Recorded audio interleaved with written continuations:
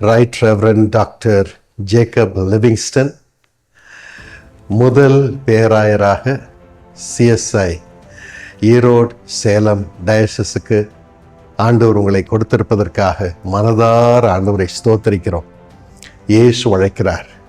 காருண்யா, சீஷா என்னும் தினகரன் குடும்பத்தினராகிய எங்கள் குடும்பத்தினரின் சார்பில் மனதார உங்களை வாழ்த்துகிறோம். ஆண்டவருக்கு நன்றி சொல்லுகிறோம். அப்போஸ்தலர் 13:32 படி ஆண்டவர் உங்களை தாவீதைப் போல அவருடைய இருதயத்திற்கு ஏற்றவராக கண்டிருக்கிறார்.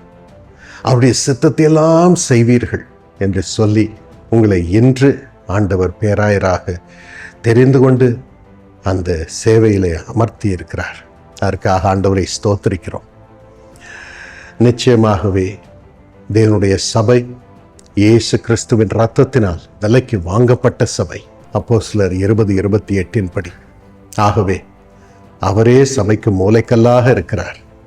உங்களை அவர் மீது, மூலைக்கல்லாகி அவர் மீது ஸ்தாபித்து உங்கள் நிர்வாகத்தையும் உங்களுடைய ஊழியத்தையும் ஆசீர்வதித்து ஆண்டவர் சபையை சமாதானம் பெற்று விருத்தி அடையும்படி, பெருகும்படி அருள் புரிவார். எல்லா பக்கத்திலும் ஊழியத்திலே சமாதானத்தை கட்டளையிடுவார். நிச்சயமாகவே இந்த பலனை உங்கள் ஊழியத்திலே காணும்படி ஆண்டவர் கிருபை செய்வார். கடைசியாக ஆண்டவரே உங்களுக்கு தகப்பனாக இருப்பார். நான் அவர்களுக்கு பிதாவாய் இருப்பேன், அவர்கள் என் குமாரரும் என் குமாரத்திகளுமாய் இருப்பார்கள். போப் ஆண்டவர் ஒருவர் இருந்தார். அவருடைய பெயர் ஜான். அவருக்கு ஜனங்கள் எல்லாரையும் சுமக்க வேண்டும், ஒரு வித்தியாசமின்றி உலகின் மக்கள் எல்லாரையும் ஆண்டவருடைய அன்பிற்குள் கொண்டு வர வேண்டும் என்ற மிகப்பெரிய ஆவல். அப்பொழுது ஒரு நாள் ஆண்டவர் பரிசுத்த ஆவியானவரை குறித்த வெளிப்பாடை அவருக்கு கொடுத்தார். அதை சபைக்குள் கொண்டு வந்து விட வேண்டும் என்று அவர் மிகவும் விரும்பினார். ஆகவே கார்டினல்ஸ் கூட்டத்தை கூட்டினார். அவர்கள் ஒப்புக்கொண்டால்தான் அது சபைக்குள் வர முடியும், கத்தோலிக்க திருச்சபைக்குள். அந்த கூட்டம் நடைபெறும் நாளுக்கு முந்தின நாள் இரவு அவருக்கு தூக்கமே வரவில்லை. மேலேயும் கீழேயும் நடந்தார். இவர்கள் அதை ஏற்றுக்கொள்ளாமல் போனால் என்ன நடக்கும் என்று கலங்கினார். அப்பொழுது ஒரு குரல் ஒலித்தது, little John, go to sleep. இவருக்கு ஒரே ஆச்சரியம், யார் என்னை லிட்டில் ஜான் என்று அழைக்கிறார்கள்?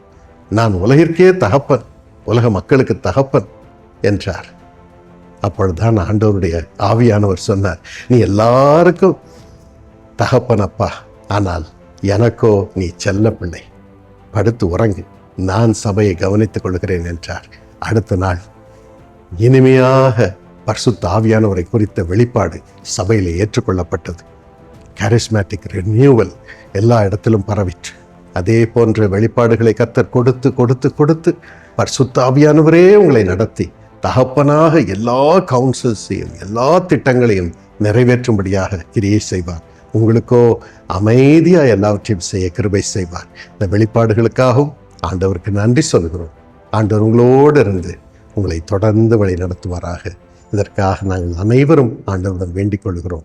இயேசுப்பா, உமது இருதயத்திற்கு ஏற்ற உமது மகனை தெரிந்து கொண்டீர்.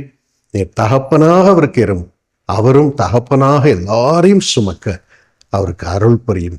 வெளிப்பாடுகளை கொடுத்து வழி நடத்தும். சபை விருத்தி அடையட்டும். இயேசுவின் நாமத்தில் கெஞ்சுகிறோம். ஆமென். God bless you.